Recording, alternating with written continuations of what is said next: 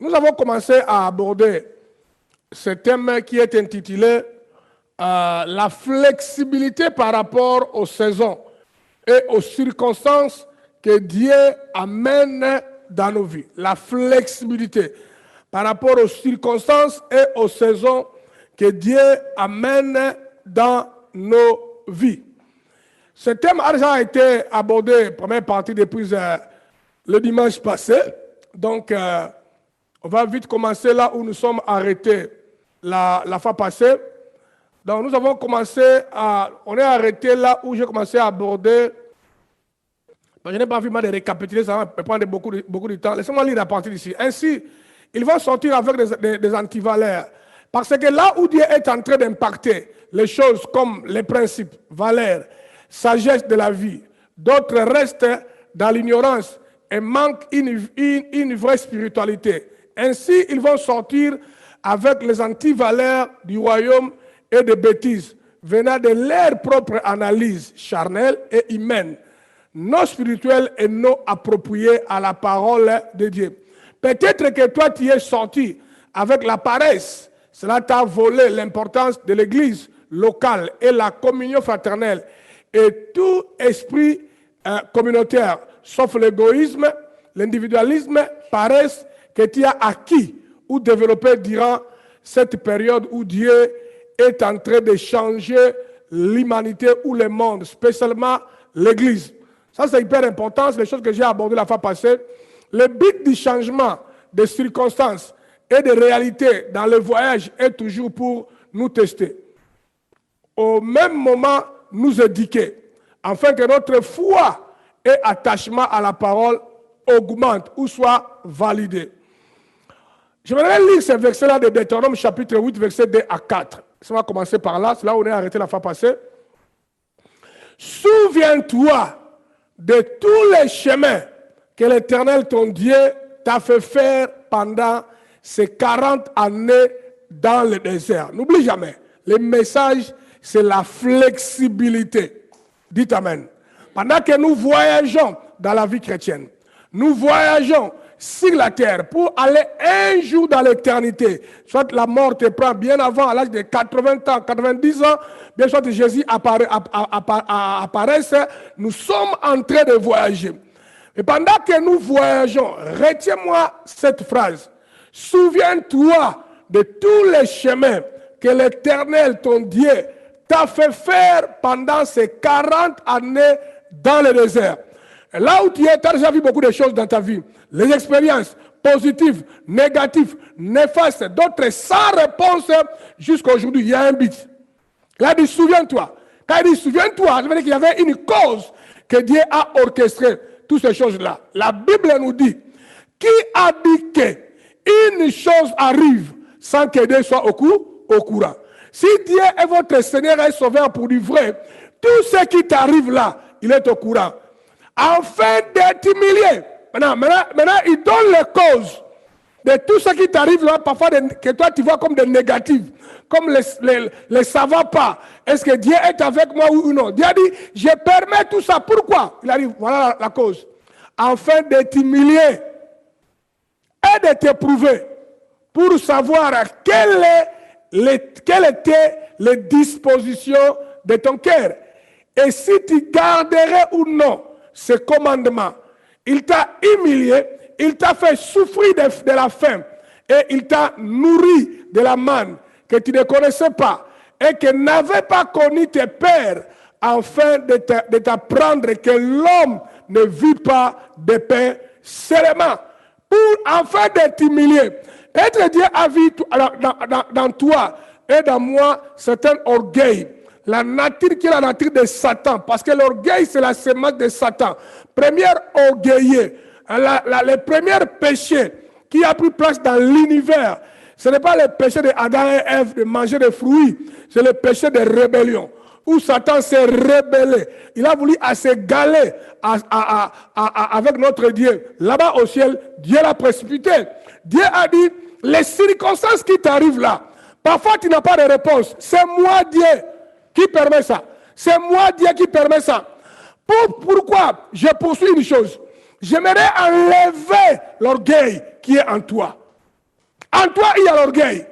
Tu crois beaucoup à tes compétences. Tu crois beaucoup aux études faites. Tu crois beaucoup à ton salaire. Tu crois beaucoup à ta beauté. Tu crois beaucoup dans beaucoup de choses. Juste parce que tu es belle ou tu es beau, tu es déjà orgueilleux. Dieu a dit, tout ce qui arrive dans ta vie là, qui apparaît comme négatif, je n'ai pas envie de te tuer. Soyez flexible parce que c'est moi qui permets. Pourquoi je permets ça? Je suis en train d'enlever en toi l'orgueil pour t'humilier, à apprendre à toucher le fond, à dépendre de Dieu, à être humble, à comprendre que non, l'homme ne contrôle en réalité rien. C'est Dieu qui est le maître. Dites Amen. Pour te prouver, tu prétends trop être chrétien. Je suis enfant de Dieu, mais tu n'as jamais rencontré la réalité. Dieu est en train de te tester. Dieu est en train de permettre les circonstances pour voir si tu vas demeurer, ou tu vas haïr Dieu, ou tu vas insulter Dieu, comme Job a été testé, tenté. Sa femme lui a dit, pourquoi continuer à être intègre? Insulte Dieu et mère. Job a été approuvé, testé, mais prouvé par Dieu, éprouvé. Mais Job est demeuré. Il y a des circonstances qui arrivent dans nos vies. Dieu veut nous voir jusqu'où nous sommes prêts à lui faire confiance comme Job. Job qui a dit, si de Dieu nous recevons de bonnes choses, pourquoi non plus accepter les mauvaises choses qui viennent de lui? Mauvaises choses ou bon, si ça vient de Dieu, on doit la... Ma maman avait deux manières de récupérer des légumes s'il veut aller préparer ou bien vendre. Des fois, quand elle venait, elle déracinait carrément les légumes. Avec des racines, ça sort. Parfois, quand elle venait, elle coupait. C'est ça Dieu. Nous dépendons de lui. Nous lui appartenons. Il fait de nous ce qu'il a envie de faire de nous. Il permet les circonstances, même si tu es d'accord ou pas, changera quoi? Il a posé la question à Job. Il a dit, Job, toi et moi, maintenant, on va discuter. Quand moi, j'ai fondé le fondement de la terre, toi, tu étais où, toi? Hein? Quand moi, je disais à la mer ou à l'océan, voici les frontières que tu ne vas jamais affranchir. Toi, Job, tu étais où? Job a compris que c'est chaud. J'ai affaire à ce qu'on appelle les très hauts. Il est élevé au-dessus de tout, les très hauts. Il a dit, ton cœur ne me rassure pas encore trop. Ta foi là ne me rassure pas encore trop. J'aimerais permettre les circonstances pour savoir jusqu'où tu es prêt à endurer et continuer à me faire confiance et à s'accrocher. Ça, c'est incroyable. Ah, moi, j'aime ça. Quand j'étais encore jeune chrétien, à l'âge de 19 ans comme ça, mon père avait beaucoup de moyens. Ma mère se débrouillait pas mal. Mais j'ai vu toute ma famille m'abandonner. Je suis resté pendant des années avec un seul pantalon. Un seul pantalon. Mon père ne voulait même plus m'acheter les pantalons. Pour aller à l'école, 14 km, mon père a refusé de me donner l'argent de bus, sans raison. Je faisais ça aller-retour à pied. Mon frère, il y a la chaleur dans ce pays-là. Incroyable. Et au même moment, mon corps a commencé à avoir les problèmes de santé. Donc, j'avais les boutons qui poussaient dans mon corps partout. C'est dégueulasse. Tout était en train d'aller contre moi. Je me suis posé des questions. Je voyais mes leaders, je parlais avec eux. Ils me disaient, Anaclé, accroche-toi. Nous croyons qu'il y a un plan que Dieu a pour toi. Aujourd'hui, je suis heureux que j'ai fait face à cette réalité-là sans céder, sans abandonner. Dites Amen. Pour te prouver, pour savoir quelles sont les dispositions de ton cœur. Et si tu garderais ou non ce commandement. Il va t'humilier. C'est pourquoi, les choses qui arrivent dans ta vie, si tu crois que tu es droit devant Dieu, tu vis dans la crainte de Dieu, ne te pose pas trop de questions. Continue à se soumettre auprès de lui. Plus les situations deviennent encore négatives, lève-toi la nuit, Seigneur, je t'aime, parce que tu permets que ma santé ne soit pas au bon endroit. Tu as permis que je perde mon travail. Père, merci parce que mon mari rebelle devient de plus en plus mauvais. Mais je te bénis parce que tu es Dieu. Rien n'échappe à ton contrôle. Quand tu parles ainsi à Dieu, Dieu est en train de traquer l'état de ton cœur. Dieu peut dire que celui-là, si je lui donne beaucoup, je lui bénis beaucoup, jamais il m'abandonnera. Il va encore l'utiliser pour la gloire de mon nom, pour l'avancement des buts de Dieu, la flexibilité. Parfois, Dieu permet dans nos vies les circonstances. Job a été flexible. Job a été flexible. La Bible dit qu'au bout d'un certain temps, Dieu s'est rendu compte qu'il peut compter sur Job. Alors Dieu l'a renouvelé. Nouvelle femme, femme Jézabel a le football, tangente, une belle femme qui peut honorer Dieu. Pas une femme qui demande à son mari d'insulter Dieu. Allez, circule. Les enfants encore meilleurs que... la parole dit que Job a eu des enfants plus beaux. C'est ce que dit la Bible. La Bible dit clairement, les enfants que Job a eu après étaient plus beaux. Et la parole dit encore que Dieu a doublé encore sa richesse. Dieu était en train de prouver si Job lui aimait à cause des biens matériels ou bien vraiment il y avait une relation d'amour entre Job et son père Dieu. Toi, on ne t'a pas encore éprouvé. Apôtre Paul a dit, vous n'avez pas encore enduré et souffert jusqu'au sang. Où tu sens comme si le mal est entré dans le sang, comme le mal que Jésus a subi à Gethsemane, au point que sa souillère changea en sang. Ce qui n'est pas vrai. La souillère ne peut pas changer en sang. Impossible. À moins que c'est un miracle. Mais la science démontre que quand le corps est en pleine souffrance, mais les sangs du sang peuvent sortir à partir du porc comme la souillère. La science l'a démontré. Donc Jésus était en train de souffrir à Gethsemane. Des preuves, j'en ai beaucoup. Des preuves, mais plus de 3 fois, il a dit, Père, si tu veux, en tout cas, éloigne de moi cette coupe.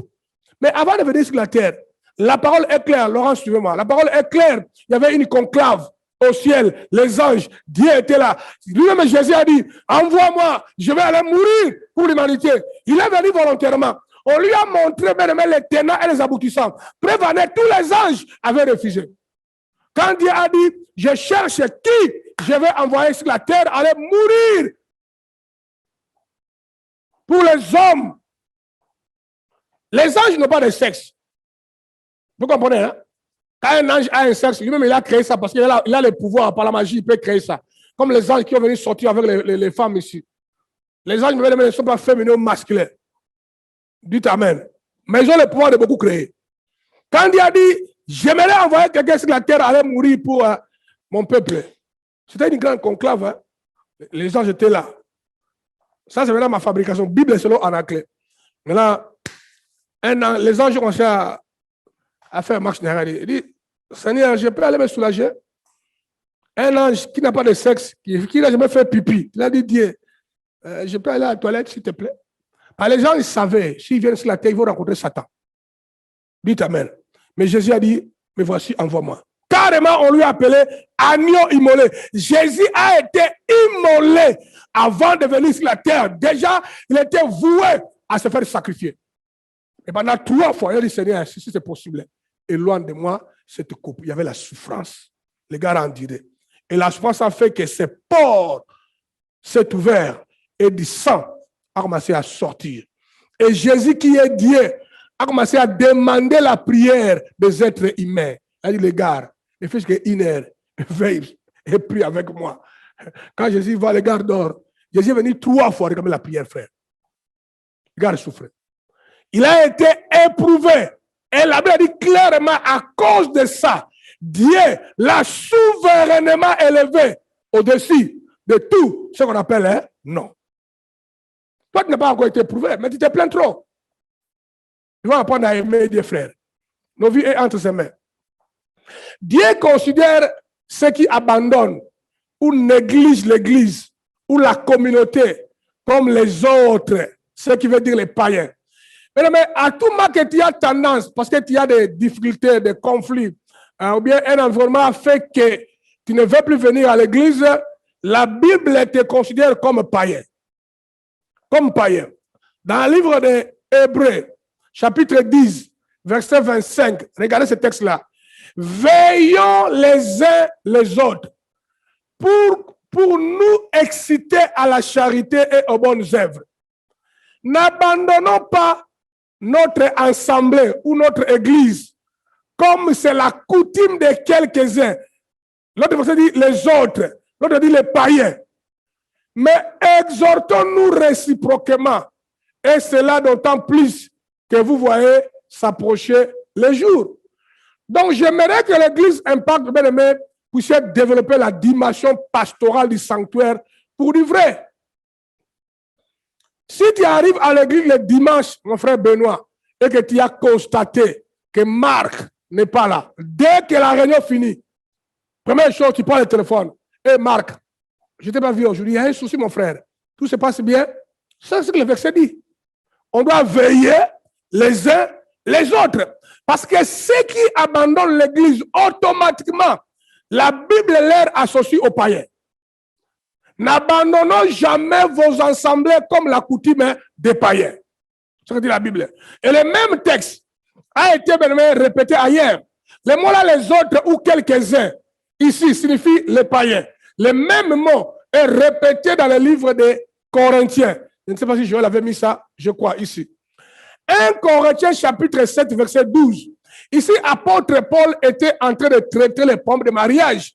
Apôtre Paul est en train d'interdire ce que nous appelons divorce. Des personnes qui se sont mariées dans le Seigneur, exemple palpable et sûr, comme moi et maman Julie, nous n'avons pas droit de divorcer. Sauf dans le cas de la fornication. La fornication, ici, ce n'est pas l'adultère seulement, non. C'est l'adultère, y compris tout ce qui va avec. Si quelqu'un, l'un de nous dans le couple, est soit lesbienne, soit pédophile, soit homosexuel, ça donne la légalité pour aller divorcer. La fornication. Donc l'adultère est à l'intérieur de la fornication. Maintenant, apôtre Paul était en train de traiter les problèmes de divorce. Il a dit que personne n'a le droit de divorcer, de répudier sa femme dans le Seigneur. Maintenant, il donne tout un enseignement par rapport à ça. Maintenant, arrivé au verset 12, il a épinglé un problème. Maintenant, il dit, pour ceux qui sont mariés avec les autres, aux autres, ce n'est pas le Seigneur, c'est moi qui dis. Si un frère a une femme non croyante et qu'elle consente à habiter avec lui, qui ne la répudie pas. Je ne l'ai pas continué. Et ça, le verset continue à 13 et à 14. Et il dit encore, si tu veux rester avec lui, tu restes.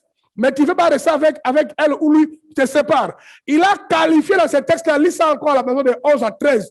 Il a qualifié les autres comme les païens. Si quelqu'un s'est marié aux autres ou aux païens, tu veux divorcer avec lui, tu es libre. Tu veux rester avec lui, tu es libre. Donc c'est toi qui fais le choix. Maintenant, n'allez pas dire que non, parce qu'on a dit, comme je suis marié avec un païen, je vais le quitter. C'est pas ce que moi j'ai dit. Reste avec ton païen. Peut-être tôt ou tard, il changera. Ton païen ou ta païenne, ou je ne sais pas moi quoi. Reste avec lui. Dites Amen. Quelqu'un me suit là? À l'église Impact, j'ai beaucoup de couples. Le mari ou la femme était païenne. Mais avec le temps, le travail a été fait. Il est converti ou elle est convertie. Ils sont errés. Mais au même moment aussi, celui qui est marié avec les autres, avec les païens, il n'est pas lié aux lois du mariage. Dites Amen. Alors ne soyez pas non plus malin ou maline. Tu vas aller toi me chercher à tout pour se marier avec des païens pour que demain, quand tu es fatigué, tu dis, tu veux changer. Tu dis que, écoutez, d'ailleurs, c'est un païen. Oui, un païen. Non, non, non, fais attention. Dans mon cas, ça ne marchera pas. Je te dirais, quand tu es parti là-bas, c'est toi qui es parti. Tu divorces pas ici. Tu restes marié à vie. Lis-toi ce mec-là à vie. Moi, je dirais comme ça. Tu veux pas, tu vas être têtu, je vais t'excommunier. Tu vas aller voler ailleurs. Je crois que la parole nous refuse de se marier avec les païens. Mais si tu es engagé, il faut payer les prix jusqu'au bout. Ah non, pasteur, derrière la Bible dit, les autres, Persévère avec les autres. Dites Amen. Parce que l'apôtre Paul a dit que si quelqu'un est marié avec un païen, Paul a dit ça, je n'ai pas le temps de lire le verset, mais Paul a dit, il n'y a pas de garantie qu'il se convertira. Il n'y a pas de garantie. Vous comprenez? Donc, en d'autres termes, il y a une seule garantie. Toi, tu te prépares à payer les prix. Ça, c'est la garantie. Ça, c'est sûr. Toi, tu te prépares les paf, les gifles, les tangentes. Tu portes les fardeaux. Mais il peut se convertir aussi. On dit, Inch'Allah. Gloire à Dieu. Si ça n'arrive pas, porte ta croix. J'aime une chanson que nous, on chantait chez moi au Congo qui disait porte ta croix. Mais j'aimais ça. Ça s'est chanté dans ma langue maternelle, dans le village de ma mère. Et le ton, et maintenant, la chose a été articulée dans ma langue maternelle, c'est intéressant. On disait, Madimwana mama kulusuna yesu nata. Ça veut dire que, jeune homme, le croix de Jésus porte. et continue à avancer. Dites Amen. Quand tu prends l'engagement, porte ta croix et suis les maîtres, un point barre. Donc, mais ceux qui abandonnent l'église, je dis ça, pourquoi je dis ça? Le thème, c'est la flexibilité. Pourquoi je dis ça? Nous avons remarqué que les circonstances que le monde nous impose affectent les gens deviennent charnels et ils décident de faire ce que leur cœur désire. Tu n'es pas libre de faire ce que ton cœur désire. Nous sommes les esclaves de Christ. Nous lui appartenons. Tu n'es pas esclave d'Anaclée, non d'une église, mais tu es l'esclave de ton créateur Jésus. Le corona a fait beaucoup de dégâts. Le corona a fait que nous sommes restés à la maison pendant 2 ans. Mais ça continuera encore. Maintenant, Dieu a bougé un peu, il a un peu calmé les choses. Le nombre de malades dans les hôpitaux n'augmente plus. Le cas de malades augmente dans le pays. Mais le nombre de cas dans les hôpitaux, ça n'augmente pas. Parce que beaucoup de gens maintenant, sur 10 personnes qui ont attrapé le corona, 7 se guérissent dans la maison.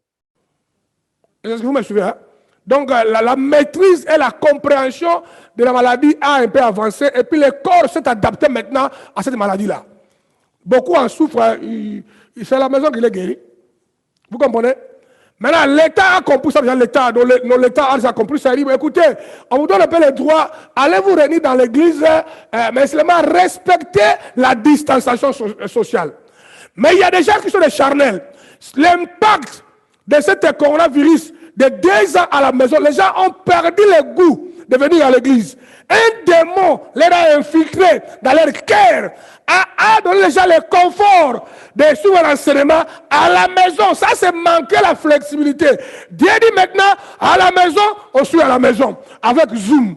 Dieu dit maintenant, à l'église, on rentre à l'église. Donc, on s'adapte par rapport à ce que Dieu permet. Mais les gens ne sont pas flexibles. Toujours les gens vont à l'extrême d'une certaine manière. Ça, ce n'est pas une très bonne manière de mener ta vie chrétienne. Maintenant, c'est dont le diable a amené à l'extrême de commencer à aimer Zoom, de commencer à aimer de suivre l'enseignement. Il éteint les caméras, il prend tasse de café, il suit Anaclée prêcher, les pieds sur la table, il suit les cultes avec beaucoup d'aisance. Mais le diable t'a configuré. En te volant la flexibilité, il y a un comportement quand on suit la parole de Dieu. On dit qu'il faut entrer dans la présence de Dieu avec crainte et tremblement. Il y a une attitude, comment tu es assis, comment tu suis la parole de Bible La Bible en parle. Quand tu prends ton temps dans ta maison, tu as mis les pieds sur la table, un café, ce que tu nous fais seulement, tu étais les caméras. Et puis tu étais les micros. Vous comprenez? Parfois même pendant 30 minutes, tu as été le micro, tu parles avec ton ami. Tu réponds au téléphone. Toi, tu crois que c'est normal. Oh, le diable t'a configuré. Il a corrompu ton cœur. Tu commences à t'éloigner de ton église locale. Tu es considéré comme les païens qui abandonnent l'église. J'aimerais un peuple flexible. Nous nous adaptons au plan de Dieu. Maintenant, regardez. La tendance à abandonner l'église ou la communauté vous fait assimiler aux autres, qui fait allusion aux païens. Dieu voulait toujours que les peuples demeurent ensemble. C'était même une des conditions pour aussi sécuriser et activer certaines promesses dans la vie de la communauté et les individus qui la constituent. Et quand tu lis la Bible à Laurence, dès que l'église a été implantée, premier principe, vivre ensemble, esprit communautaire. Il persévérait dans l'enseignement des apôtres. Il persévérait dans la communion fraternelle. La parole dit que l'église des actes des apôtres, les gens venaient presque tous les jours ensemble au point qu'ils ont créé un système social et la plus grande masse vivait ensemble. C'est dans votre Bible. Qui a établi ça? C'est Dieu. C'est la première église. Mais maintenant, les gens veulent mener une vie chrétienne sédentarisée. Ça n'existe pas. Nous servons un Dieu qui est le même hier, aujourd'hui et éternellement. Il y a des valeurs qu'on ne trahit pas. Tenez compte de ça.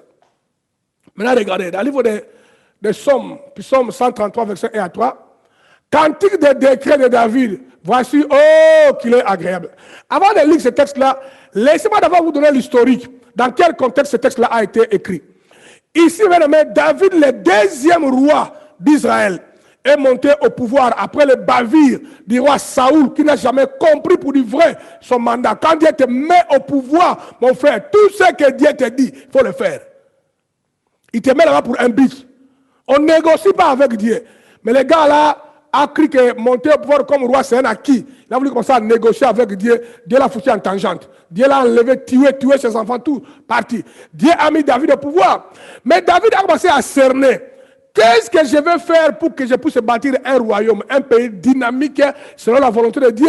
David a commencé à scaler. La première chose, la guerre, le conflit entre la tribu les tribus qui étaient attachées à Saoul et les tribus qui étaient attachées à David avaient créé une scission, la division dans le pays. Les gens qui soutenaient David étaient tribus de Benjamin et tribus de Juda. Les 12 tribus étaient contre, je crois que c'est Zacharie encore. Donc le pays était un pays divisé. Maintenant, David est en train de dire, qu'est-ce que je vais faire pour que mon royaume, mon église soit dynamique? David a fait recours à un cantique le plus ancien qui a été chanté en Israël. Et voici le cantique. Ce n'est pas David qui a écrit ça. David a rechanté un cantique qui a existé avant lui, pour soutirer les principes afin de bâtir ce royaume. Et David a demandé maintenant que ces cantiques soient ramenés dans la réalité. Or, dans les temps les plus anciens, Moïse et les Aaron recommandaient les gens à chanter ces cantiques dans les circonstances. Voilà ce qui se passe. Cantique de décret de David. Voici, oh, qu'il est agréable, qu'il est doux pour des frères de demeurer ensemble. C'est comme l'huile précieuse qui, répandue sur la tête, descend sur la barbe d'Aaron, qui descend sur les bords de ses vêtements.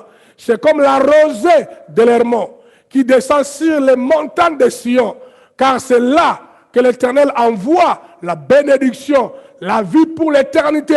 Maintenant, je vais le répéter en donnant rapidement le contexte, le texte original.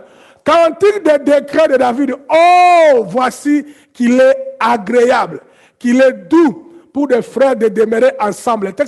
Le verset avait dit, il est agréable, il est à votre avantage, il est à votre intérêt, c'est à l'intérêt de tous les membres de la communauté quand vous êtes ensemble, rassemblés.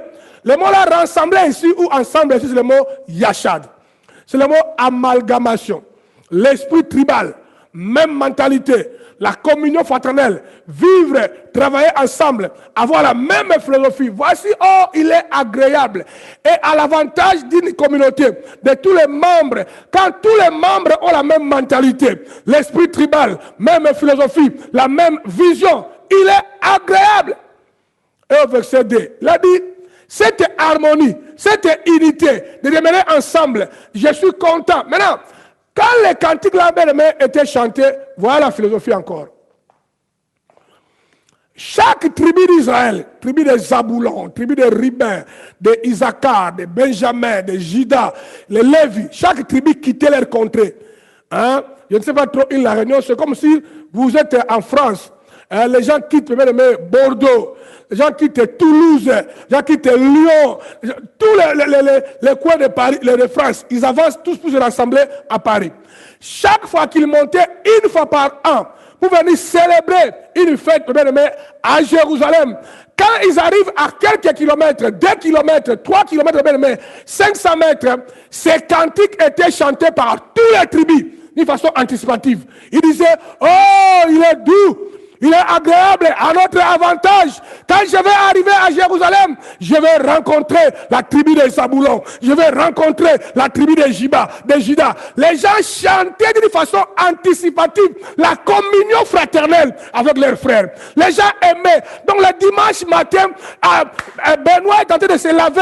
Il est excité. Il dit que à 16h quand on sera à l'église, je vais rencontrer ma sœur Laurence. Je n'ai pas entendu la voix d'Eugénie. Ça fait quelques semaines. Donc les gens viennent à l'église enthousiasmés. Maintenant, quand toi, dans ta tête, tu penses à rester à la maison, tu deviens anti ce principe-là.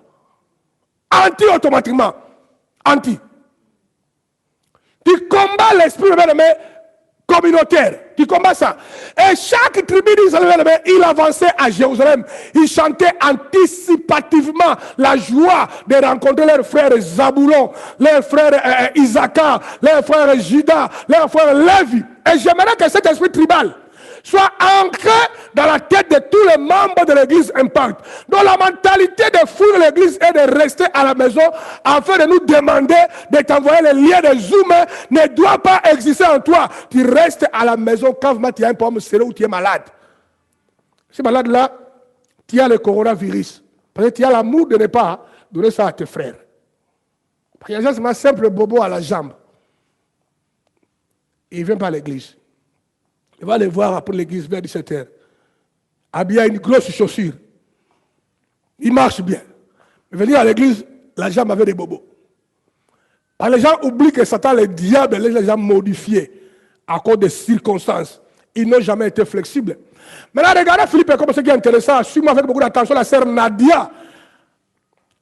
Les frères Dido à Kinshasa, comme Judas. Regardez, on dit, cette qu'on demeure ensemble. Elle dit, quand les mots-là ensemble est compris, l'amalgamation, l'unité, l'esprit tribal, communion fraternelle, automatiquement, on dit cette unité, David Chawang, cette unité, quand il y a une bonne harmonie, David Chawang, Benoît, Philippe comme leurs femmes, il n'y a pas de schisme, il n'y a pas de frontières, tous un cœur commun accord par rapport à ce que Dieu nous envoie au travers des pasteurs en accueil. On dit cette harmonie-là, cette unité-là, cet esprit tribal, on appelle ça esprit Yachar, esprit communautaire, la même philosophie produit une chose. Il a dit cette unité-là sera comme l'huile précieuse qui descend sur la tête, sur la barbe, qui descend sur la tête et sur la barbe de Aaron. Maintenant, l'huile précieuse, ça on appelle l'huile d'onction. Dis à toi l'huile d'onction. Maintenant, aujourd'hui, je vois les pasteurs. Hier, j'ai voulu parler de ça dans la profondeur, mais j'ai eu peur de secouer les pasteurs qui passent leur temps à acheter de grosses bouteilles d'huile d'olive. Ils mettent ça sur la table. Ils disent, venez, je vais prier pour vous. Ils mettent l'huile d'olive. Enfin, laissez les Italiens préparer avec l'huile d'olive. Je suis très sérieux. Parce que l'huile d'olive n'est pas l'huile d'onction. Lorsqu'on fabriquait l'huile d'onction, on mélangeait 5 sortes d'épices. Il y avait aussi l'huile d'olive à l'intérieur. Il y avait les aromates, il y avait le cinnamon. Il y avait beaucoup. Quand on broyait ça, l'huile qui sortait, c'est ça l'huile d'onction. En d'autres termes, véritable unité, véritable onction dans l'église est créée par l'unité. Si l'impact est uni, je continuerai à être fort. Mon onction va augmenter. Ma capacité va augmenter parce que l'huile d'onction va être fabriquée en esprit. Descendra sur Anaclé. Quand ça descend sur Anaclé, automatiquement descend sur la... qui répandit sur la tête. La tête, c'est le leader. Donc comme moi. Et ça va plus loin. Descend sur la barbe. Dis-moi la barbe. La barbe sont des collaborateurs. La barbe ici, c'est Philippe comme David Chawang, Benoît la barbe. Ça ne s'arrête pas là. Qui descend sur les bords des vêtements. Les bords, c'est tous les peuples, l'église. Quand un leader collaborateur ou bien un membre est en train de créer dans une église une division, en train de brûler l'esprit communautaire, il faut le surveiller. Si c'est ton ami, amène-le à côté dans un restaurant. Réprimande-le. Si c'est votre ami, donne-lui un bon gifle. Dis que tu es en train de tuer l'église et tuer mon avenir. Pour que la grâce et l'onction coulent dans l'église. Il faut que l'église ait une harmonie. Il faut lever cela. David a compris ça. Alors quand tu lis l'histoire de David, tu verras qu'il a bâti une nation dynamique au point que tous les pays voisins étaient soumis à Israël et payaient leurs taxes en Israël, et Israël a prospéré pendant la période de David. Au point que David a réuni 17 milliards en équivalent à ce temps-là pour que Salomon vienne construire le temple. Salomon n'a rien amené, c'est David qui a raconté, parce que les pays étaient prospères. Voilà, bien aimé, ce texte-là. Maintenant, regardez, c'est comme la rosée de l'Hermon. C'est comme la rosée de l'Hermon qui descend sur les montagnes de Sion, car c'est là que l'Éternel envoie la bénédiction, la vie pour l'éternité. Ça, c'est très important. C'est comme la rosée de l'Hermon qui descend sur la montagne de Sion. Maintenant, Hermon et Sion étaient deux montagnes opposées en Israël. Tout près pas mal trop loin de Jérusalem. Parce que Sion était à Jérusalem. Je ne sais pas comment on dit, comment on peut dire que Tampon est à Saint-Pierre, c'est ça? Hein? C'est correct, hein? Ouais. Donc Sion était à Jérusalem, une ville de Jérusalem, y compris aussi Hermon, mais plus éloigné. On dit cette unité, cette harmonie qui fabrique l'onction, qui touche votre leader, ça va toucher les collaborateurs pour venir compléter et puissant béni. Et ça touchera tous les membres. C'est pourquoi les collaborateurs ne peuvent pas être des hommes charnels, ayant un mauvais cœur, égoïste. La grâce peut couler des leaders, mais si ça trouve que le tuyau des collaborateurs est bouché, la grâce ne passera pas. Heureusement et malheureusement, Dieu a établi les choses ainsi. La grâce d'abord touche la tête, vient au collaborateur et puis va en bas. La grâce ne commencera pas en bas. Chez vous les membres, montez chez Philippe et comme et me toucher. Ça n'existe pas. D'ailleurs, c'est pourquoi Jésus a dit, c'est le supérieur qui bénit l'inférieur. Non parce qu'il est supérieur vraiment, mais parce que Dieu lui a accordé la grâce. Tout le monde comprend ça? Alors, il est très important que tout un chacun de nous, bien-aimés, soit l'instrument, l'architecte de fabriquer dans l'église l'unité et l'esprit communautaire. Ne divise pas l'église, frère. Ne fais pas ça. Tu deviens antichrist. Tu bloques la bénédiction, bien-aimé. Maintenant, regardez. Il a dit, cette huile d'onction-là qui est fabriquée en esprit, qui a touché Anaclé, qui a touché frère Roger, qui a touché Alistair, qui touche tout le monde à l'église, dans le monde entier. Parce que quand ça touche la tête, ça finira par toucher tout le monde. Et c'est le même huile d'onction. Ça ne change pas les couleurs. Ça ne change pas non plus la densité. C'est le même onction qui touche Anaclé. Avec sa force, ça touchera celui qui vient après moi jusqu'en bas. Maintenant, on dit que lorsque lui l'a touché tout le monde, ça change l'environnement.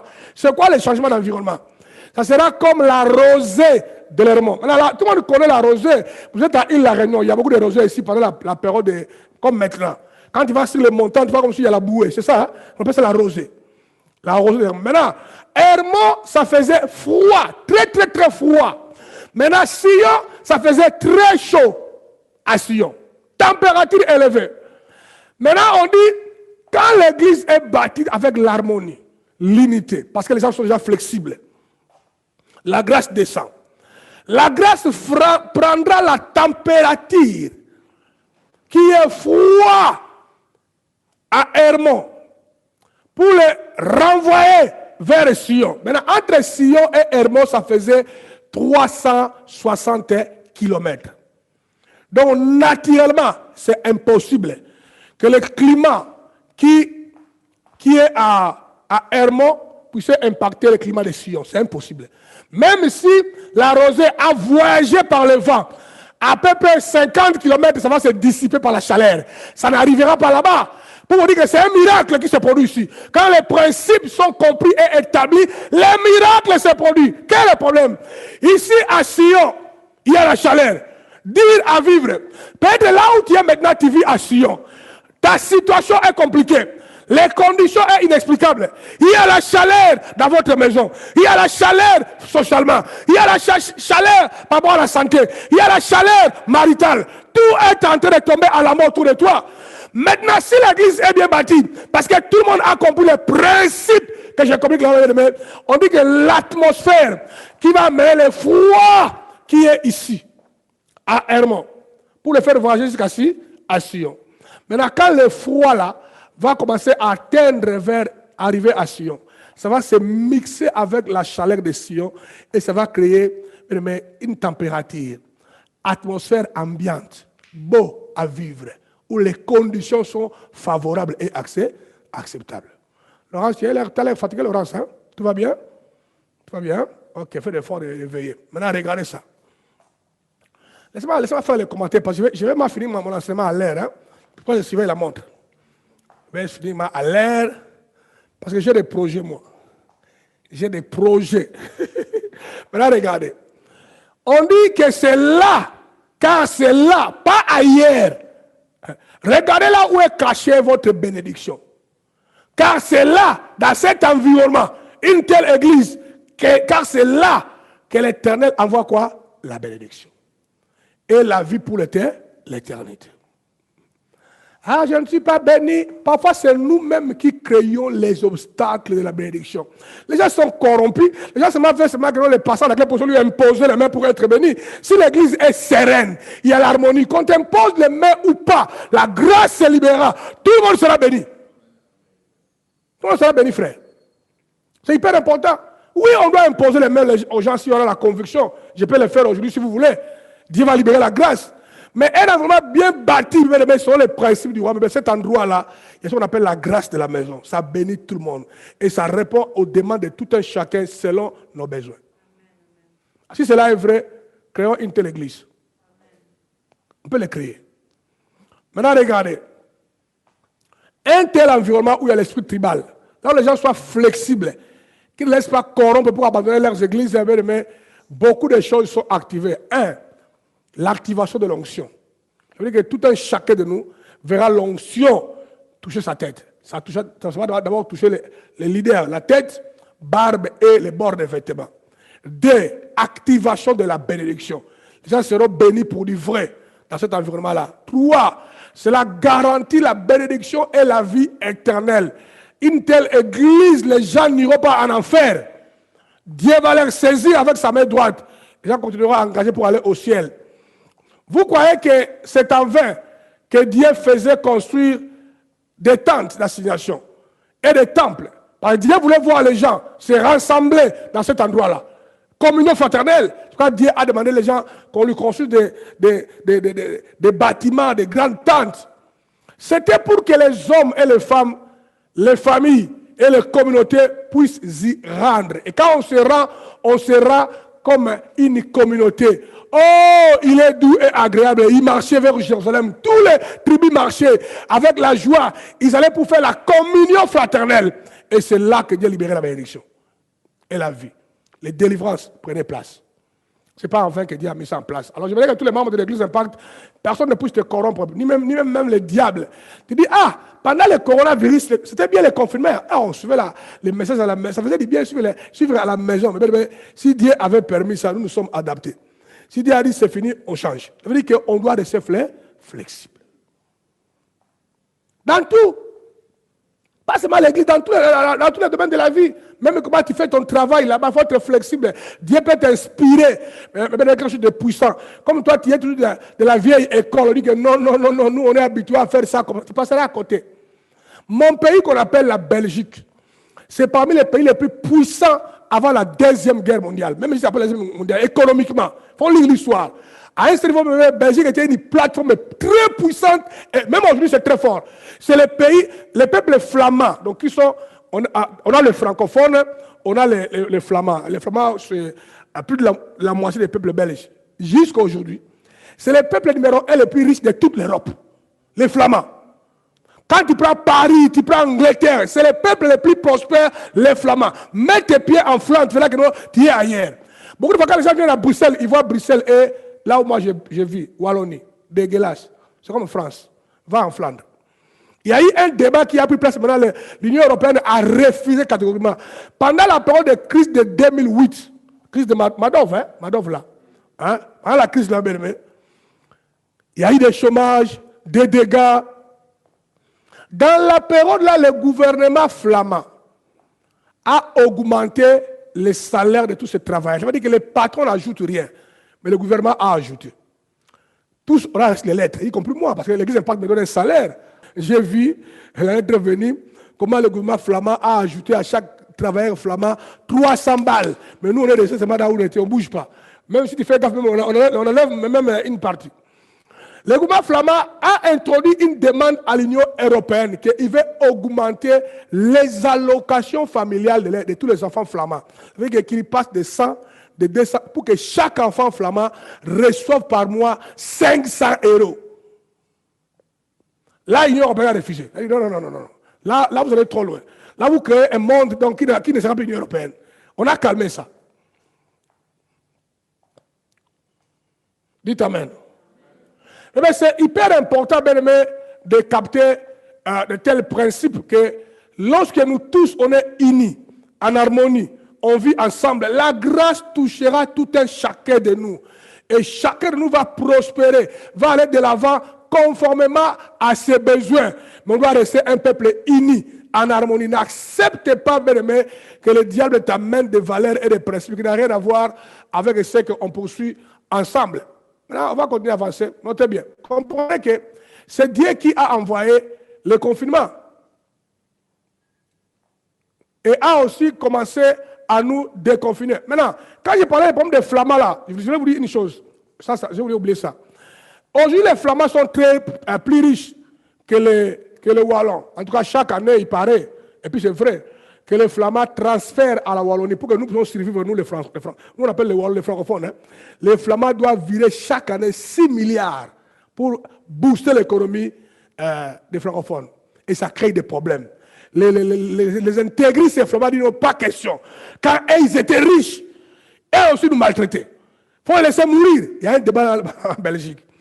La seule chose qui nous sauve, parce que la Wallonie, chez les francophones, on a beaucoup de terres, on a des espaces qui est vide. Maintenant, beaucoup de Flamands maintenant viennent habiter là-bas et mettre les entreprises là-bas. Maintenant, si on divise, donc ils vont manquer le territoire. Et surtout que leur territoire est en train de se noyer dans l'eau. Chaque année, je crois, 30 cm ou 1 mètre dans l'eau en Flandre.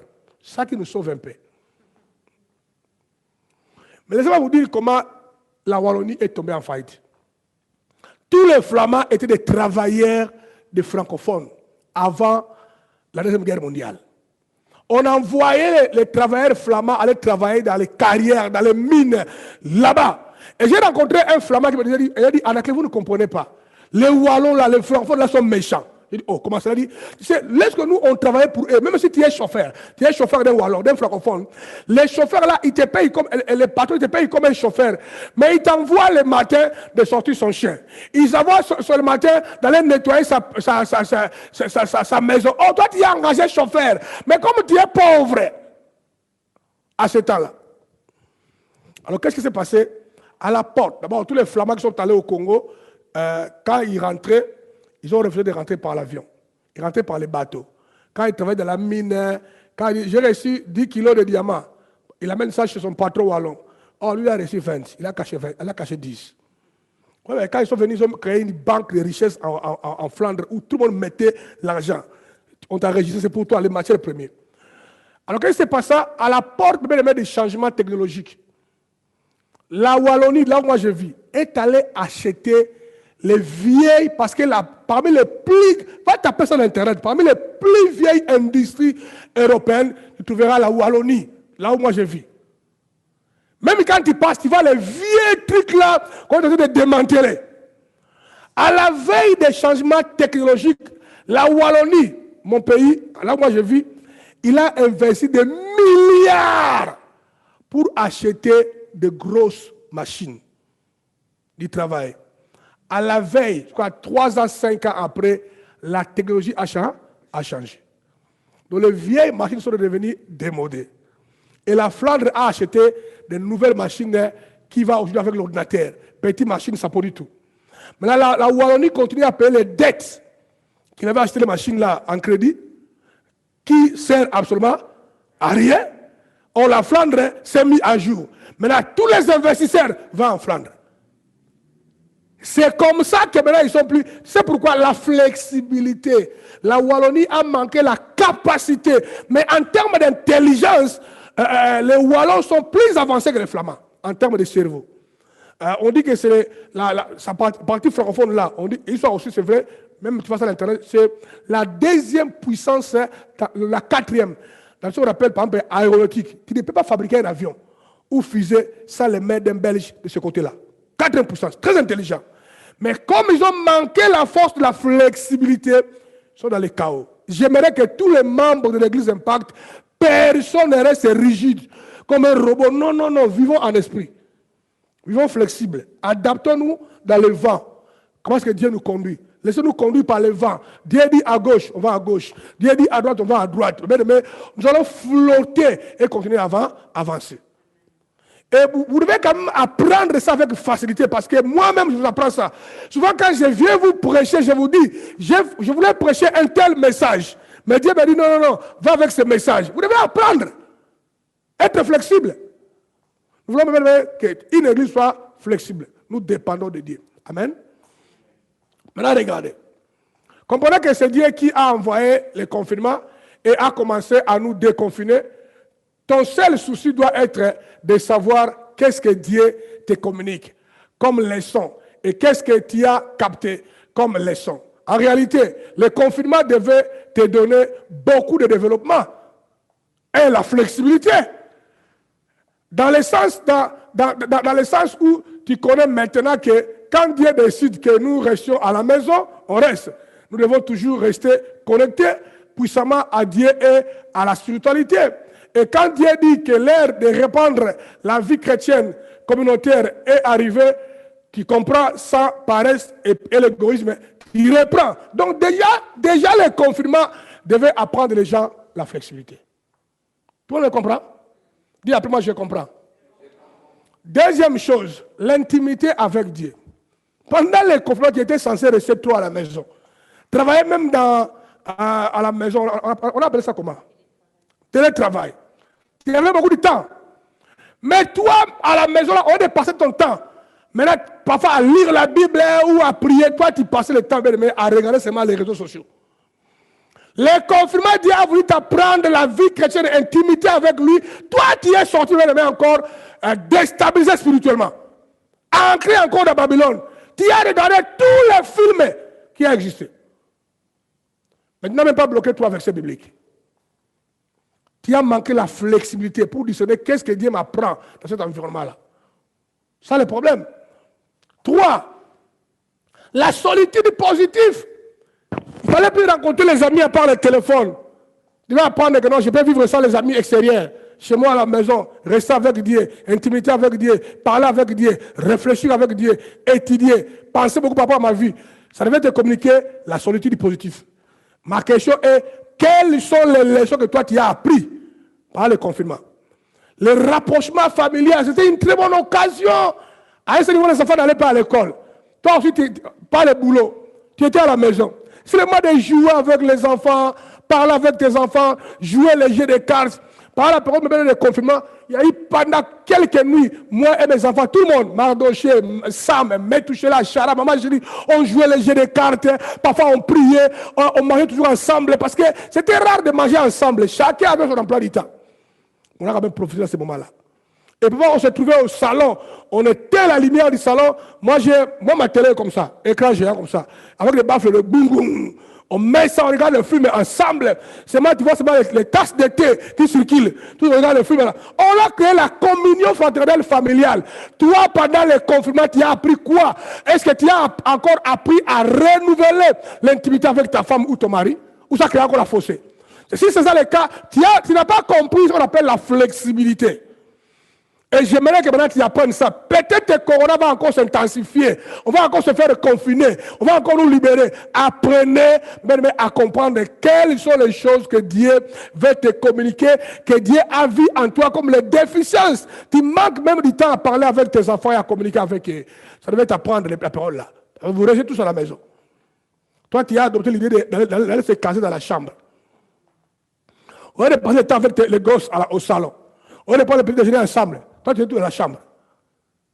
Tu ne connais même pas tes enfants.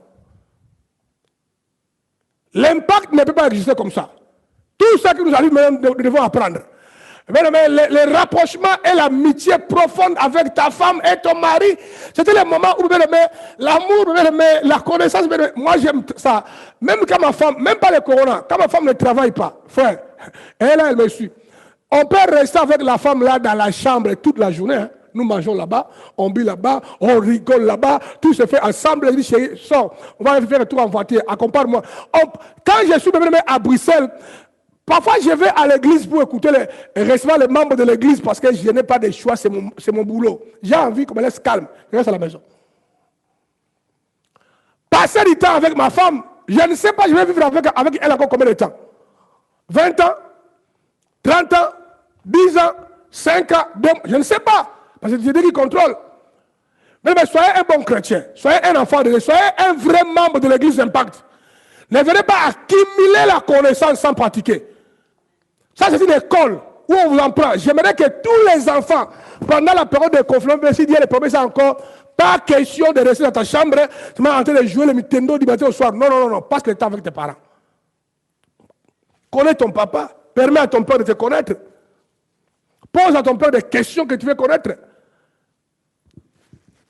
Bâtissons une famille. Parce qu'il y a beaucoup de familles qui apparemment est bien calme. Hein. Il n'y a pas de problème, mais c'est une famille pourrie à l'intérieur. Il n'y a pas de conflit, mais rien n'est bâti à l'intérieur. Comme ça, il n'y a pas de conflit, tout va bien. Mais à l'intérieur, rien n'est bâti. Un simple lézard qui passe par là, il y aura des dégâts. On ne fait pas ça. Dites après moi, ah, je me libère. Dis, passant à laquelle tu me fais du bien. Ah, tu réponds sans conviction. Hein. Répète ça après moi. Dis, passant à laquelle tu me fais du bien. D'accord? Hein, grande fille. La période de Corona, c'est le temps de parler avec papa et maman. Tu dis, maman, papa, on va parler. Papa Daniela, on va parler. Maman Daniela, on va parler. J'ai appris aujourd'hui à l'église. Pose des questions. C'est ça, développer une intimité entre les parents, les enfants. 6. La vie de prière et de méditation devait augmenter dans la période là. Mais regarde-toi, les soi-disant chrétiens, combattants et responsables, tu es sorti déconnecté, débranché, envahi par le monde et tout ce qui va avec. Numéro 1, réseaux sociaux. Tous les acteurs de théâtre de votre pays, maintenant tu les connais. Tu suis leurs vidéos là-bas. Tous les acteurs que tu ne connais pas des films, maintenant tu connais. Tu as maintenant activé un compte Netflix. Matin, soir, film. Mais qu'est-ce que tu as développé en Dieu? Tenez compte de ça. Nous devons apprendre à persévérer en Dieu, en faisant du bien, où la volonté de Dieu, au temps convenable, Dieu nous récompensera et nous fera entrer dans l'éternité. Nous devons apprendre à faire du bien. 1 Corinthiens chapitre 15, verset 58. Ainsi, mes frères bien-aimés, David, soyez fermes, inébranlables, Annick, travaillant de mieux en mieux à l'œuvre du Seigneur, sachant que votre travail ne sera pas vain dans le Seigneur. Par la parole de confinement, bien-aimé, tu es là, on ne peut pas se voir, mais tu appelles les membres de l'église, tu parles avec eux, tu évangélises. Hé mon frère, tu peux suivre le culte chez nous à l'église, je t'envoie le lien. J'ai beaucoup aimé et j'apprécie beaucoup quelques groupes de gens de Bruxelles. En tout cas, j'apprécie beaucoup de tout mon cœur. Par la période de coronavirus, chaque mercredi, ils se rencontraient sur Zoom. Je crois, je ne sais pas si c'était le nom, ils sont à peu près 5 ou 6, chaque mercredi sur Zoom. Ils identifiaient à l'église n'importe qui était absent le dimanche à l'église. Nous, on est nombreux quand même là-bas pour identifier qui n'était pas connecté au Zoom, ce n'est pas facile. Et puis quand ils se rendaient compte, non, il y a eu King était absent, tel absent, maintenant on dit, écoutez, toi tu vas appeler King, moi je vais appeler tel. On fait un travail de suivi, travailler de mieux en mieux. C'est-à-dire que ne permettez pas que les circonstances te volent ta capacité de servir ton Dieu. Ne le permettez pas. Adapte-toi, continue à servir Dieu. Travaillez de mieux en mieux dans l'œuvre du Seigneur, sachant que votre travail ne sera pas vain dans le Seigneur. Mes frères, bien-aimés, soyez fermes. Soyez inébranlables. Pourquoi être ferme? Parce que les circonstances que Dieu permet, le coronavirus, confinement, tout ça, le diable aussi se sert de ça pour nous voler du zèle, pour nous voler l'amour de servir, pour nous voler l'amour de communion fraternelle, pour nous voler l'amour de l'église. Donc au même moment que Dieu veut l'utiliser pour nous tester, nous humilier, nous impacter, au même moment que le diable veut se servir de ça pour nous écraser. Là, c'est à toi d'être prudent. Amen. Livre de Hébreux, je vais lire quelques versets. Hébreux chapitre 10, verset 36. Car vous avez besoin de persévérance, afin qu'après avoir accompli la volonté de Dieu, vous obteniez ce qui vous est promis. Persévérer en faisant la volonté, en accomplissant la volonté de Dieu. Si les circonstances, l'environnement te volent du zèle, te volent même cette capacité d'accomplir la volonté de Dieu, eh bien, l'ennemi t'a gagné par les circonstances. Parce que tu n'as pas été flexible, il faut s'adapter. Même si on ne vient plus à la salle, on adapte nos vies chrétiennes. On adapte, mais vous savez encore ça. Vous savez, à l'église, si les gens commettent des bêtises, Dieu sera mécontent. En 2020, si je ne m'abuse pas, 2020 je crois, avant avril, avant juin, dans la période de confinement du coronavirus, moi j'ai fait avec vous 2 évangélisations. Vous vous souvenez encore de ça? On a gagné un peu dans le monde entier une quarantaine de personnes. J'ai utilisé le coronavirus pour faire une campagne d'évangélisation. On a gagné 40 personnes dans le monde entier. J'ai fait ça 2 fois. Donc on sait comment s'adapter parce qu'on a l'esprit de Dieu. Mais si tu permets que le diable te vole tout ce que Dieu a mis en toi à cause des changements d'environnement, que toi tu n'es pas flexible. Il faut s'adapter. Pourquoi Dieu a permis ça? Ah oui, à cause de ça, tu t'adaptes. C'est hyper important. Même ceux qui font le business. Doit être amené que non, ce business-là est arrivé à la fin. Si je continue, je vais tomber en faillite. Tu fais une imitation. Tu dois être flexible. Ne soyez pas robot que moi, depuis que je suis né, je vends que ça. C'est le métier familial. Oui, c'est vrai, ça peut être. Mais tu peux aussi te rendre compte que là, on est arrivé, ce truc-là est en train d'arriver à la fin. C'est comme un monsieur qui était le vendeur de machines à dactylo, de codo, quoi. Dans un monde maintenant où il y a l'ordinateur, lui dit que non, nous dans notre famille, mon grand-père, mon père ont réussi, ils nous ont légué des maisons à cause de vente de machines à dactylo. Moi je vendrais que ça, frère. Tu tomberas en faillite. Qui aujourd'hui a envie d'aller acheter le codo, quoi? Qui a envie d'acheter ça?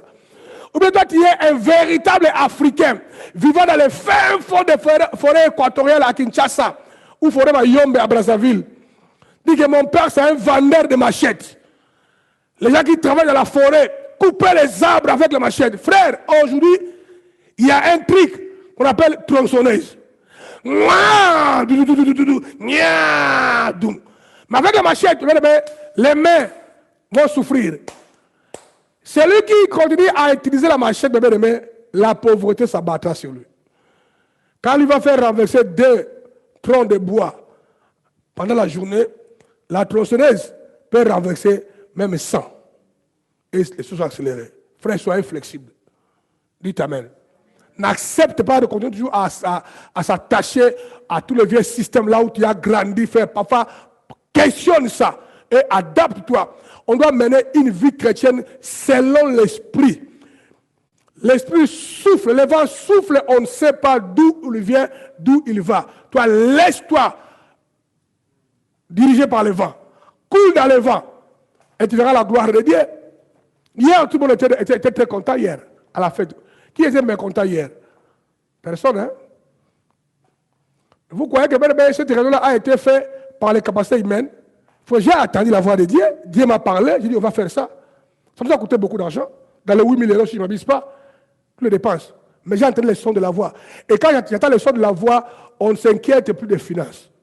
Ce qui nous intéresse, obéir à qui? À Dieu. C'est ça le principe. Flexibilité. On ne sait pas ce que ça va produire demain, après-demain et après-demain, à part que donner gloire à Dieu. Mais on a entendu la voix de Dieu, on a obéi, et le reste, Dieu verra. Dis après moi, je m'engage. Dis encore, je m'engage. Au nom de Jésus, à être flexible. Dis encore, Seigneur Jésus, impacte-moi de l'esprit, de la flexibilité. Au nom de Jésus. Ne fais pas seulement une prière, engage-toi dans ce sens-là. Ça te fera beaucoup de bien. Car vous avez besoin de la persévérance. Kevin, tu dois persévérer, Roger. Tu dois persévérer, Bonnie, afin qu'après avoir accompli, pas n'importe quoi, la volonté de Dieu, vous obteniez ce que Dieu a promis. La promesse est liée à la persévérance de faire, en faisant du bien, à faire ce que Dieu t'a recommandé. Galates 5, 7. Vous courez bien. Vous courez bien. Qui vous a arrêté pour vous empêcher d'obéir à la vérité? Tu courais bien. Pourquoi les circonstances de coronavirus t'ont arrêté? T'as volé des ailes. Tu courais bien. Avant le corona, tu étais au top. Après le corona, regarde-toi. Qu'est-ce qui se passe? Le principe est quoi? Frère, peu importe les circonstances, apôtre Paul l'a dit. Paul a dit que les circonstances soient favorables ou non. Prêche l'évangile. C'est dans votre Bible. Je connais un monsieur, c'est un grand évangéliste dans mon pays il y a longtemps. Je crois maintenant il est mort. Je connais le monsieur en personne. Une fois, il était dans une province, la province la plus riche du Congo, là où il y a des guerres là-bas, vers Kivu, là-bas à Goma. Il allait travailler là-bas. Il a fait l'accident de voiture. Bam. Il avait des plâtres, des bandes partout, la jambe là-bas, tout ça, dans les machines, tout ça. La bouche, il ne parlait même pas. Il y avait seulement la main droite qui bougeait. Alors, le docteur est venu. Il a demandé à docteur, parce qu'il ne peut pas parler. Il a dit qu'on lui amène un papier. Il a demandé, je vais écrire. On lui a amené big papier. Il a écrit dans les bics, avec les papiers. Il a dit, monsieur le docteur, moi je suis sauvé, parce que j'ai reçu Jésus comme mon Seigneur sauveur. Même si je meurs maintenant, je vais aller au ciel. Et toi, pour l'interrogation, il lui a montré ça. le docteur lui a dit, toi tu es fou. Il a dit, mais oui, toi tu as pitié de moi. Mais si moi je meurs, tout droit, entre les mains de Jésus. Et toi. Ça veut dire que dans les occasions favorables ou non, il prêche l'évangile. Il sert Dieu. Pas de circonstances. Frère, moi je ne vous prêche pas de théorie. Hein. Je suis dans le cadre de l'église Impact, modèle numéro 1. Hein. Frère, mettre des tiges, des tests de corona dans le nez, frère, c'est incroyable. Une fois, une femme, un monsieur, une femme je crois, m'a mis les tiges là, je vous dis que quand j'ai fini, madame, quel est ton problème, madame? Madame, tu as un projet? Frère, le truc là, quand il a mis ça, frère, la douleur est partie jusqu'au cerveau ici. Frère, la douleur est restée trois, je le sentais ici. Mais je tiens à vous informer, si je ne m'abuse pas, je crois que je suis déjà arrivé dans les 45 tests. Quand je vais quitter ici, demain lundi, j'arrive à Bruxelles les 20, les 21 tests. Je prends l'avion les 22. Quand j'atterris comme ça dans le pays où je vais en Afrique, quand je vais à l'aéroport, peu importe ce que toi tu as mené comme test encore le 21 là. Donc tu as pris un le 20 et le 22. Je vais traverser encore à Brazzaville, même scénario. Franchement, c'est pour sentiment, ça ne m'intéresse pas. Parce que dans les occasions favorables ou non, prêche l'évangile. Vous courez bien.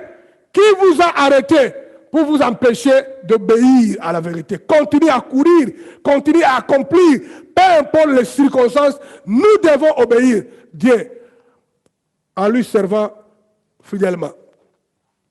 Maintenant, regardez, on tend vers la fin. Ephésiens 16, 26.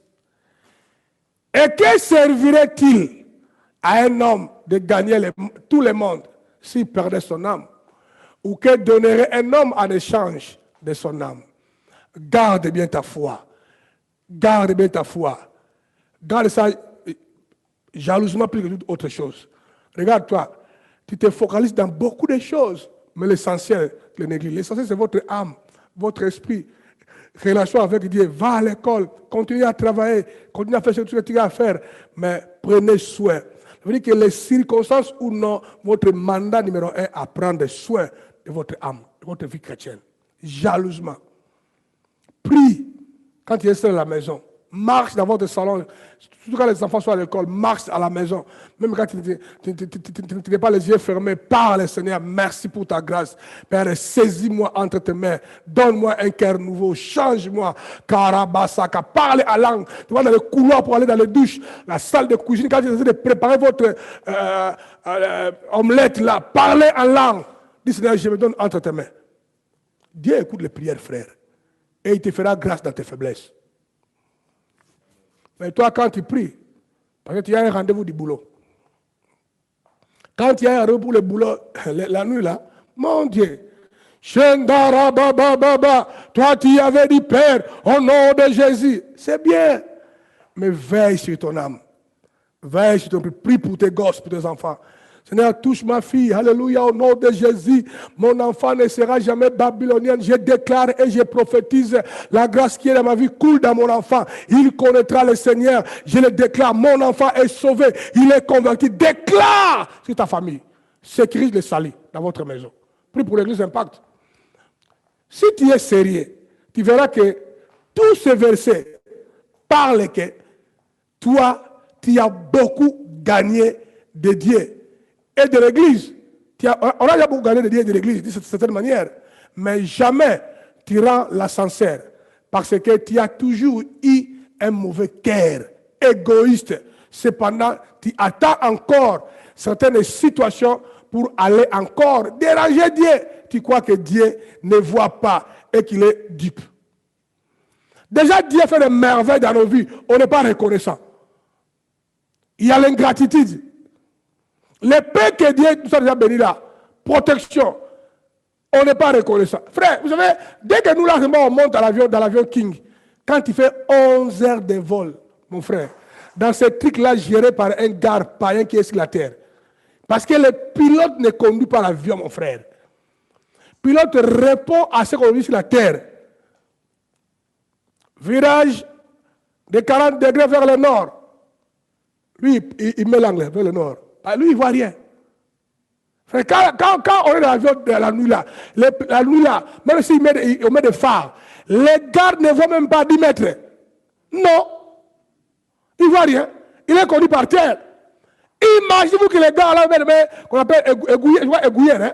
Égouillère. Mais les gars là, sa femme l'a chassé de la maison. Il y a eu le jour où un avion russe est tombé. Les gars, les Suisses là qui travaillent ce jour-là comme égouillère, qui a envoyé l'avion là. Et puis, c'était pas son manquement grave. Il a envoyé l'avion au mauvais endroit. Apparemment, il était seul au bureau, il gérait plusieurs trafics. Le Russe là est allé chercher la maison du mec, l'égouillère, pas de pilote. Il a dit, bonjour monsieur, dans sa maison, hein? Moi je suis le papa d'une jeune fille et sa femme et sa maman dans l'avion qui est tombé le jour où toi tu étais en train de gérer ça. Maintenant, si moi j'étais les gars là, à genoux, demander pardon, il a voulu encore faire l'Européen. Ah, mais qu'est-ce que tu crois? Le jugement m'a déclaré innocent. Innocent. Mais pour moi, tu es coupable. C'est toi qui as tué ma fille. Si les gars étaient humbles, les risques allaient l'épargner. Les gars arrogants, ils quitte ma maison. Quitte ta maison. Avant de quitter, toi, tu dormais là. Les gars là, tué. Les gars étaient conscients que sa femme et son gosse étaient décédés parce qu'un égouillère dérangé, moins cohérent, pas chape dans son cerveau, fatigué, on ne sait pas pourquoi, a orienté mal l'avion. Donc, quand King, on atterrit le mardi, mon frère, à Paris, première chose avant de prendre des cafés, dit Inch'Allah. Inch'Allah. Dieu nous sécurise, Dieu nous protège. Beaucoup de fois, on vit des biens, fait des biens comme ça, mais on n'est pas reconnaissant. Dieu, l'air a changé. Soyez reconnaissant à Dieu. Le manque de flexibilité ou le manque de capacité de flotter dans la moule de Dieu, de saison en saison, est très dangereux. Nous vivons dans un monde qui est fabriqué par Dieu. Dieu a une moule, il fait nous adapter. Toi, ce que tu fais, ok, ça c'est Dieu. Dieu veut dire qu'on marche comme ça. Comment c'est comme ça? Ok, Dieu marchera comme ça. Dieu dit tout droit, tout droit. Donc nous, on doit seulement s'adapter dans cette moule-là que Dieu est en train de créer. On doit être flexible. Pas parce que Dieu permet. On ne doit pas vouloir dire à Dieu, Dieu, nous on préfère. Tu préfères rien. Tu as été fabriqué par Dieu, on doit dépendre de Dieu. Pas de préférence, c'est lui le maître. Maintenant, regardez, 1 Samuel chapitre 30, verset 8. Ça, c'est un bon verset, oui, je crois. Regardez ici. Tout le monde suit ce verset-là. Je suis arrivé presque à la fin, dans 10 minutes, je vais terminer. 1 Samuel 30, verset 8. Et David consulta l'Éternel en disant, poursuivrai-je? L'Éternel lui répondit, poursuis, atteindra et tu délivreras. Mais ici, Israël, David était encore réfugié. Il fouillait le roi Saoul. Il s'avérait que quelques groupes de Philistins, groupe d'un païen comme ça, ça veut dire les consulter pour aller les aider à la guerre. Il a pris toute son armée, tous les hommes qu'il avait avec lui, à la guerre. Quand il est allé à la guerre de l'autre côté, les ennemis sont venus, ils ont pris toutes les femmes et les enfants emportés. Quand ils sont rentrés après guerre, tous les militaires de David en colère, on dit qu'ils voulaient lapider David. Et la parole dit, David se fortifia en lui-même, en Dieu. Ah, j'aime ça. Et David lui-même se fortifia en Dieu. Ça, c'est le verset que moi j'aime. Ça, c'est extraordinaire. Quand tout va mal, Les gens ne croient plus en toi, à ton Dieu. Fortifie-toi toi-même en Dieu. Dis, mon Rédempteur vit. Il se relèvera les derniers. Comme je m'avais dit. David a pris les chants, il a dit, écoutez, je vais aller récupérer les femmes. Quiconque veut m'accompagner, suivez-moi. David est allé à la guerre, il a récupéré toutes les femmes et les hommes. Mais regardez son attitude de flexibilité. Il n'a pas dit, ah, ça fait déjà 2 jours qu'on les a enlevés. Ils sont partis, maintenant ils sont déjà morts. On les a tués. Non, non, non. David est allé consulter Dieu. David est consultant l'Éternel, la flexibilité. Il a dit, Dieu, dans tout ça, quelle est ta volonté? Peut-être Dieu voulait élever encore David, montrer à toute la masse qui était là-bas, ça c'est un leader. Même quand tous les chaos sont là, mais lui peut se tenir debout, dit que Dieu est avec nous. Allons le faire. Peut-être Dieu était en train d'affermir le leadership et la foi de cet homme-là. David consulta l'Éternel en disant, poursuivrai-je? Dieu a dit, vas-y, et tu délivreras les enfants. Maintenant, regardez. Tu as noté la flexibilité et la dépendance du roi David à son maître, créateur. Mais regarde-toi, toutes tes décisions et les résultats du logique et de l'intellect basés sur l'égoïsme évoluent un peu, bien aimé, évoluent un peu. Regarde-toi, toi quand tu décides, quand tu réfléchis, l'intellect qui agit, la logique qui agit, tu manques la foi, tu ne crois pas à la parole de Dieu. Donc il y a une petite foi seulement qui est, quand c'est mixé avec la logique, tu es à l'aise. Non, non, nous on n'est pas comme ça, frère. Regardez David, tu as noté la flexibilité et la dépendance totale de David à son Dieu. La logique est que les femmes et les enfants ont été enlevés il y a longtemps. Partis. Il n'y avait pas les avions, ni les voitures. Il faut les suivre à pied et à cheval. C'est compliqué dans les grandes forêts. Tu as noté la flexibilité et la dépendance du roi David à son maître et créateur. Mais regarde-toi, toutes tes décisions et les résultats du logique, toi tu aimes la logique. Macron a dit logique. Et l'intellect basé sur l'égoïsme évolue un peu, enfant de Dieu, évolue un peu. Soyez spirituel. Considérons la flexibilité du roi David. Quelques versions arrêtent. Considérons un peu la flexibilité d'un grand roi qui s'appelle David. Dès Samuel chapitre 5, verset 19. David consulta l'Éternel. J'aime ça. Retenez les styles de phrase de David. On dit David, on dit pas David Chawa, on dit David. Alors il faut suivre. Quand tu crois que c'est toi, tu vas dire non, c'est déjà moi, je ne suis plus. David consulta l'Éternel en disant, monterai-je contre les Philistins? Les livrera-t-il entre mes mains? Et l'Éternel dit à David, monte, quand je livrerai les Philistins entre tes mains. Retenez ça. Il n'a pas dit que non, moi je suis un grand guerrier, moi je suis un combattant. Je vais aller à la guerre, je vais tuer les Philistins là. D'ailleurs, Dieu m'a déjà oué, j'ai l'onction. Un roi qui est oué par lui ne peut pas mourir. Je connais, Dieu m'a dit que je serai roi en Israël. Je ne suis pas encore roi en Israël, je vais aller tuer ces gens-là. Il n'a pas dit ça. Il était flexible. Il veut savoir qu'est-ce que Dieu est en train de communiquer ici. Il a dit, Dieu, monterai-je? Il a dit, oui, tu peux monter. Si tu montes, tu vas vaincre les Philistins. Dites Amen. Monterai-je?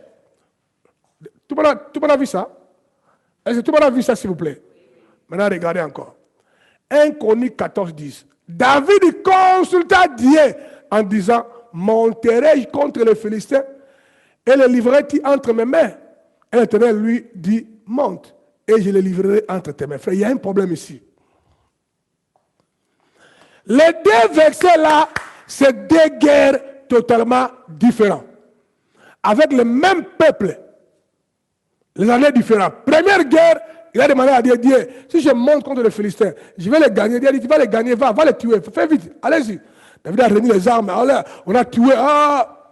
2 ans après, les Philistins sont venus engager encore la guerre contre les Juifs. Et quand il lit l'histoire, c'est le même endroit, même portion de terre, là où la guerre a passé, il y a même endroit, même Philistins. David a dit, mais ce sont des fous. Il y a 2 ans, je les ai battus au même endroit là. Allez, alors, on va les liquider. Le gars était flexible. Il a dit, Seigneur, monterai-je? Dieu a dit, vas-y, tu gagneras, tu vas les gagner. Dieu n'a pas dit que tu gagneras encore, non, il a dit que tu gagneras. La flexibilité, frère. Ne t'habitue pas avec Dieu, ce n'est pas un ami, soyez flexible. Chaque chose que Dieu permet dans ta vie, même si ça paraît similaire, mais Dieu a une leçon à te communiquer. Amen. De l'autre côté, regardons un grand homme de Dieu qui a manqué de flexibilité avec toutes les conséquences qui vont avec. On a vu David avec la flexibilité. Il y avait encore un grand homme de Dieu que nous devons même citer son nom avec beaucoup de respect, mais lui de retour il avait manqué la flexibilité, ça lui a coûté très cher. Dites Amen.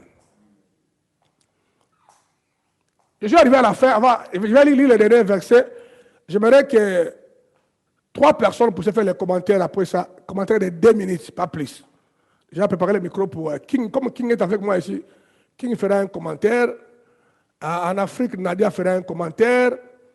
En Europe, là-bas, qui va faire un commentaire là-bas en Europe. Roger fera un commentaire ici, il est dans la salle à Bruxelles. Mais vous parlerez 2 minutes. J'aimerais terminer à l'air. Mais regardez ce dernier verset. De l'autre côté, regardons un grand homme de Dieu qui a manqué de flexibilité avec toutes les conséquences qui vont avec. Regardez. Nombre chapitre 20, 11 à 12. Puis Moïse leva la main et frappa 2 fois le rocher avec sa verge. Il sortit de l'eau en abondance. L'ensemble bit et le bétail aussi. Alors l'Éternel dit à Moïse et à Aaron, parce que vous n'avez pas cru en moi pour me sanctifier aux yeux des enfants d'Israël, vous ne ferez point entrer cette assemblée dans les pays que je lui donne. Dites Amen. Israël a pleuré pour demander à Dieu de l'eau. Dieu a dit, Moïse et Aaron, vas-y vers le rocher, parle. Dis rocher, donne de l'eau. Comme Moïse, il avait l'habitude de frapper pour libérer Israël entre les mains de Pharaon. Il avait frappé toute la canne là. Le gars a eu la maladie de frapper. Dieu a dit, parle. Le gars est allé encore frapper. Et en plus, il a frappé 2 fois. Suis-moi bien. Vous savez, il n'a pas fait ce que Dieu avait demandé. Il n'a pas été flexible. Mais regardez, il a commis l'erreur, il a fait une violence, il n'a pas sanctifié Dieu. Au lieu de parler, il a frappé, mais en frappant, quand même l'eau est sortie. Il peut dire que non, waouh, mais l'eau est sortie, c'est que Dieu a agréé. Dieu a dit non, mon problème, je voulais sauver mon peuple de soif, honorer mon nom. Mais toi là, tu n'as pas fait ce que moi je voulais. Il faudrait faire quelque chose qui marche, là, ne croyez pas que Dieu est avec toi. Pas forcément. Soyez prudents, soyez obéissants à Dieu, soyez flexibles. C'est ma prière de tous les jours. À tout moment que je déconne, ou je passe à côté, je suis malheureux, je souffre, je pleure, larmes coulent de mes yeux. Parce que je vais honorer le Seigneur. Pour que je conduise les membres de l'église Impact au bon port. Maintenant, on m'a encore ajouté un fardeau. Déjà, Nayot a plus de 100 pasteurs. Et ce qui me choque, Philippe, est comme les pasteurs de Nayot sont différents. Tout le monde m'écrit. Tout le monde m'appelle. J'ai des SMS et des emails en désordre. Donc les gens là qui m'ont écouté une fois, deux fois, tellement la grâce les a impactés. Donc ils m'appellent mentor, ils m'appellent beaucoup. Il y a des termes là ils sont déjà attachés à moi. Maintenant je me rends compte que tous les gens là comptent à Dieu par moi. Alors Dieu, je n'ai pas droit aux erreurs. Je ne vais pas faire les choses par routine, la routine. On a l'habitude de faire ça ainsi. Non. Il faut suivre le mouvement de Dieu. Se laisser couler par le vent. De manière que tous les membres de l'église Impact deviennent les esclaves du vent. Se laisser conduire par le Saint-Esprit. Laisser l'environnement que Dieu crée nous guider. Moïse, une première fois Moïse avait sorti l'eau, Philippe, il avait frappé. Dieu avait dit, il va frapper. Lis la Bible, hein. Tellement il a frappé 10 fois en Égypte. Pour séparer l'eau, il avait aussi mis sa canne. Première demande de l'eau, il avait frappé. Maintenant, la saison a changé. Dieu ne voulait plus démontrer la puissance, c'est quoi là, devant Pharaon. L'ordre a changé. Dieu maintenant était en train de donner les gens la parole. À Horeb, la parole descendue. Dieu voulait maintenant que les gens... Parce que les gens déjà demandaient Moïse l'eau avec la sauvagerie. Nous voulons de l'eau, sinon on va te lapider. En Égypte là-bas, il y a beaucoup de l'eau. Les gens demandaient l'eau avec violence. Lorsque Moïse a frappé, c'est comme si Dieu aussi a réagi dans la violence. Donc Moïse a mal représenté Dieu. Dieu a dit, tu m'as mal représenté. Le mot là, tu ne m'as pas sanctifié. Tu mourras, toi et Aaron. On doit être flexible. Dites Amen.